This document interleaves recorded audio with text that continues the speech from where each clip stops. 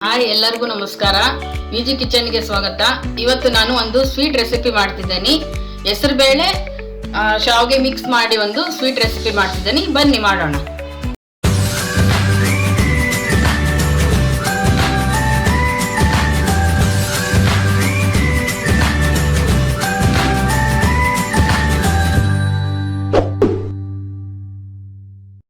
ನಾನಿಲ್ಲಿ ಮೊದಲಿಗೆ ಒಂದು ಅರ್ಧ ಲೀಟರ್ ಹಾಲು ಕಾಯಕ್ಕಿಟ್ಟಿದ್ದೀನಿ.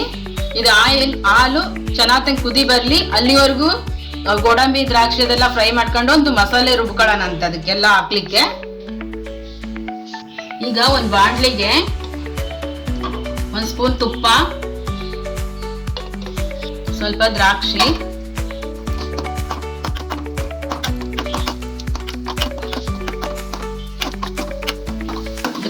ಬಹಳ ಒತ್ತಿಸ್ಬೇಡಿ, ಈ ತರ ಫ್ರೈ ಆದ್ರೆ ಸಾಕು, ತೆಗಿತೀನಿ.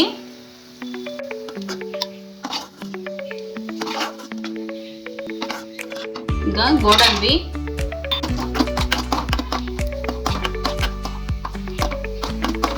ಚೆನ್ನಾಗಿ ಸ್ವಲ್ಪ ಬ್ರೌನ್ ಕಲರ್ ಬರೋವರೆಗೂ ಫ್ರೈ ಮಾಡೋಣ, ಸಾಕಿಷ್ಟ ಆದ್ರೆ.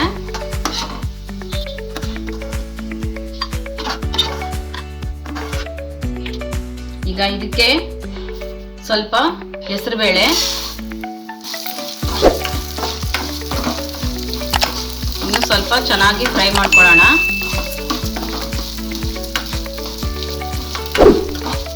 ಹೌದಲ್ಲ, ಸ್ವಲ್ಪ ಬ್ರೌನ್ ಕಲರ್ ಬರೋವರೆಗೂ ಫ್ರೈ ಮಾಡೋಣ, ತುಂಬಾ ಕಪ್ಪು ಮಾಡಬೇಡಿ. ಈಗ ಇದಕ್ಕೇನೆ ಶಾವಿಗೆ ಇದು ಹೆಸರುಬೇಳೆ ಜೊತೆ ಒಂದು ಅರ್ಧ ಬೌಲ್ ಅಷ್ಟು ಶಾವಿಗೆನ ಇದ್ರಲ್ಲೇ ತುಪ್ಪದಲ್ಲಿ ಚೆನ್ನಾಗಿ ಫ್ರೈ ಮಾಡೋಣ.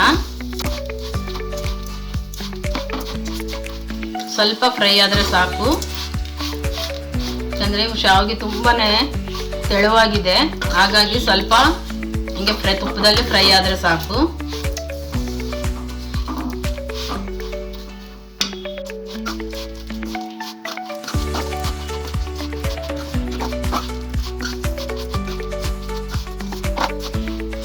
ಈಗ ಇದು ಫ್ರೈ ಆಗಿದೆ. ನಾನು ಅದೇ ಪ್ಯಾನ್ ಅಲ್ಲೇ ಶಾವಿಗೆ ಹೆಸರುಬೇಳೆ ಹುರಿದಿದ್ದ ಅದೇ ಪ್ಯಾನ್ಗೆ ಸ್ವಲ್ಪ 1-2 ಸ್ಪೂನ್ ಅಷ್ಟು ಅಕ್ಕಿ ಇನ್ನು ಚೆನ್ನಾಗಿ ಫ್ರೈ ಮಾಡೋಣ. ಸ್ವಲ್ಪ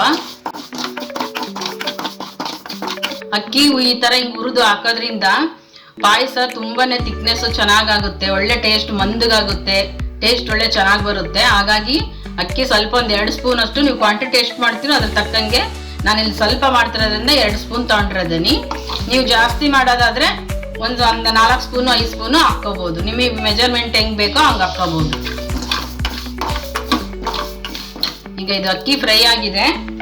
ಒಂದು ಸ್ವಲ್ಪ ಅರ್ಧ ಬಟ್ಲಷ್ಟು ಒಣ ಕೊಬ್ಬರಿ, ಅರ್ಧ ಸ್ಪೂನ್ ಅಷ್ಟು ಗಸಗಸೆ, 5-6 ಏಲಕ್ಕಿ ಚೆನ್ನಾಗಿ ಫ್ರೈ ಮಾಡೋಣ. ಅಷ್ಟನ್ನು ಸ್ವಲ್ಪ ಫ್ರೈ ಮಾಡಿದ್ರೆ ಸಾಕು.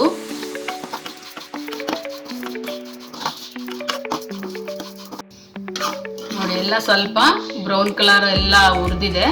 ಈಗ ಸ್ಟವ್ ಆಫ್ ಮಾಡ್ತೀನಿ. ಇದು ಅಷ್ಟನ್ನು ನುಣ್ಣಗೆ ರುಬ್ಕೊಂಡ್ಬರ್ತೀನಿ. ಈಗ ಹಾಲು ಕುದಿ ಬಂದಿದೆ. ಈಗ ನಾವು ಹುರ್ಕೊಂಡಿದ್ವಲ್ಲ ಶಾವಿಗೆ ಹೆಸರುಬೇಳೆ, ಅದು ಹಾಕೋಣ.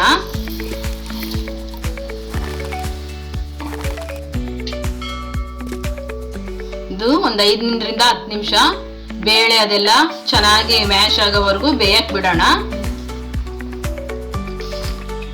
ಈಗ ಹೆಸರುಬೇಳೆ ಶಾವಿಗೆ ಚೆನ್ನಾಗಿ ಬೆಂದಿದೆ. ಈಗ ನಾವು ಮಿಕ್ಸಿಗೆ ಹಾಕಿದ್ವಲ್ಲ ಪೌಡ್ರನ್ನ, ಒಣ ಕೊಬ್ಬರಿ ಅದನ್ನೆಲ್ಲ ಹಾಕೋಣ.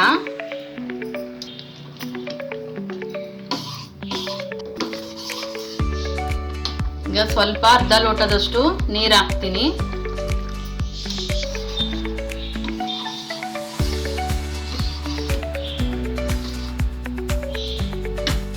ಈಗ ಒಂದು ಬೌಲ್ ಅಷ್ಟು ಸಕ್ಕರೆ ಹಾಕೋಣ. ನಿಮಗೆ ಸಿಹಿ ಜಾಸ್ತಿ ಬೇಕು ಅಂದ್ರೆ ಸ್ವಲ್ಪ ನೀವು ಮಾಡಿರ್ತೀರಲ್ಲ ಅದಕ್ಕೆ ತಕ್ಕಂಗೆ ನೀವು ಸಿಹಿ ಜಾಸ್ತಿ ಮಾಡ್ಕೋಬಹುದು, ಕಡಿಮೆ ಮಾಡ್ಕೋಬಹುದು. ಈಗ ಇದೆಲ್ಲ ಚೆನ್ನಾಗಿ ಸ್ವಲ್ಪ ಮಿಕ್ಸ್ ಮಾಡಿ ಕುದಿಲಿಕ್ಕೆ ಬಿಡೋಣ. ನೋಡಿ, ಇದು ಚೆನ್ನಾಗಿ ಕುದಿ ಬಂದಿದೆ.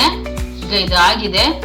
ಫೈನಲ್ ಆಗಿ ನಾವು ಫ್ರೈ ಮಾಡಿಕೊಂಡಿರೋ ಗೋಡಂಬಿ ದ್ರಾಕ್ಷಿ. ನೋಡಿ ಎಷ್ಟು ಚೆನ್ನಾಗಿ ಬಂದಿದೆ. ಟೇಸ್ಟ್ ಕೂಡ ಅಷ್ಟೇ ಚೆನ್ನಾಗಿರುತ್ತೆ. ನೀವು ಮನೇಲಿ ಮಾಡ್ಕೊಂಡು ತಿನ್ನಿ, ಹೇಗಿತ್ತು ಅಂತ ಕಮೆಂಟ್ ಹಾಕಿ.